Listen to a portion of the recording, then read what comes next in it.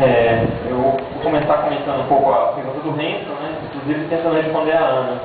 Eu acho que quando a gente está se propondo aqui a eleição de coordenação do DCE, eu acho que a coordenação do DCE tem que levar no seu dia a dia tanto o seu programa, né? E aí eu vou explicar depois um pouco do nosso programa, mas enquanto isso não for contraditório com as decisões que ela tem que levar, que são das instâncias de decisão do DCE, no caso o CRU, a Assembleia e o Congresso. Então, como a gente tem bandeiras, a gente tem propostas de encaminhamento para coordenação do DCE, construída nesses espaços, a gente tem que estar levando elas. Não são contraditórias, mas são complementares.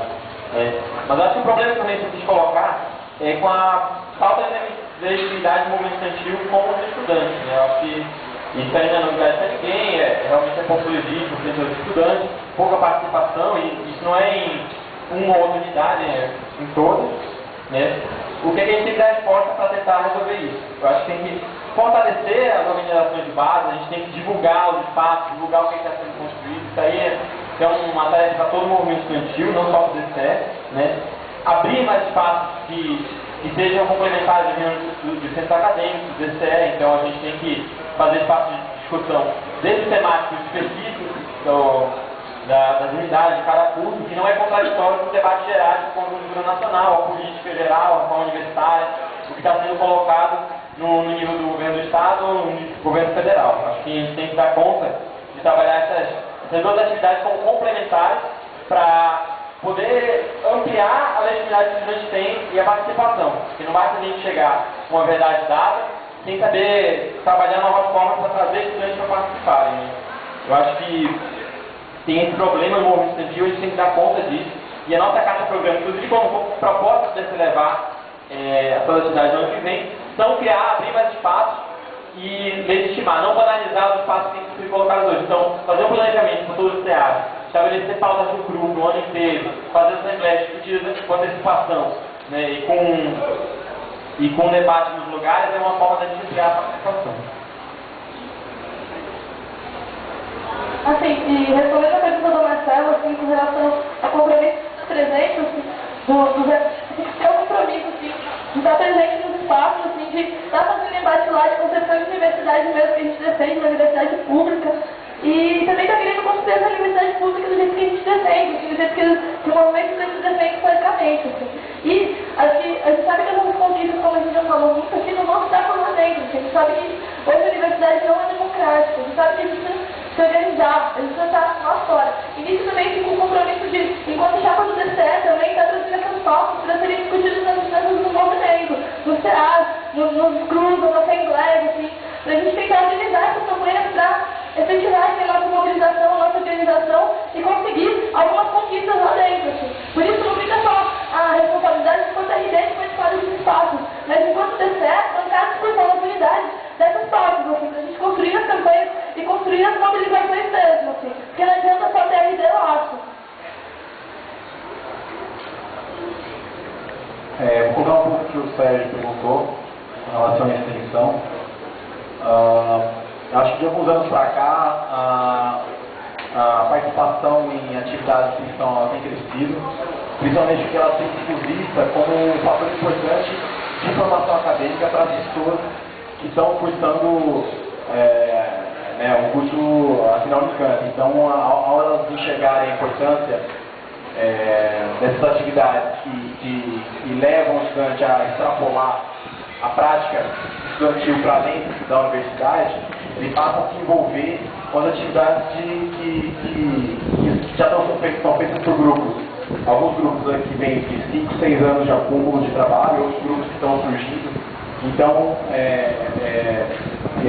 as pessoas acabam se envolvendo com essa atividade.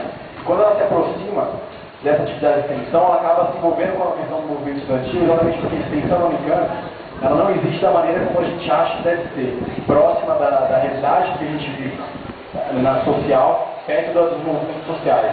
Então, quando você tem essa aproximação, a pessoa ela se articula com o movimento e ajuda a construir o conceito de extensão que não existe aqui dentro. Né? Então, a maneira de atuação ela tem que estar ligada ao contexto que hoje a gente enxerga aqui na universidade. O pró-reitor de extensão, ele está prestes a formar o plano de extensão daqui na Unicamp, né? Então a articulação com os RDs, seja nas comissões, seja no Consul, seja dentro das unidades, né? É você colocar pessoas que estão participando desse movimento de extensão para ajudar a fazer um contraponto a esse plano de extensão, construir um plano de extensão para pessoas que estão ativas, que estão participando e que conseguem ter uma visão bem próxima do que seria uma formação acadêmica, uma formação universitária, e conseguir englobar de fato as questões que a extensão se propõe para a gente. Comentar um pouco a fala que a Alessandra fez. Ela falou que você participa de pautas específicas, quando na verdade tem várias coisas, como o veto, assim. Eu acho que um pouco é aquilo que foi colocado pela pessoa aqui, que a questão é assim, eu acho que não existe uma separação mecânica, igual ela foi, por exemplo, falta de professores e veto, não existe separação mecânica, mas eu discordo quando ele fala que não existe diferença entre isso geral e específico ou específico geral. Isso para mim é uma questão de realidade, assim. Eu faço computação, você passa uma sala da computação e fala de reforma universitária, sem ninguém nunca ter ouvido essa palavra, o cara vai falar, tá, foda-se. Mas agora você passa falando assim, como a reforma universitária materializa no curso dele, como que a pesquisa dele, tá? A iniciativa privada, influenciando na pesquisa dele, como que a falta de verbas para contratação de professores, como que as salas superlotadas, a questão do estágio, está influenciada, está englobada na reforma universitária, é essa questão que importa, é parte do peso geral. E só dois exemplos rapidinho.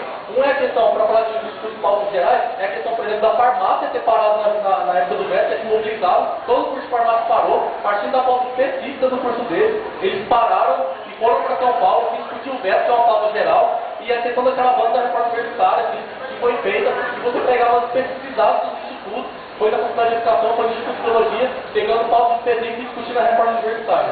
Você tem que fazer esse link entre o específico e o geral.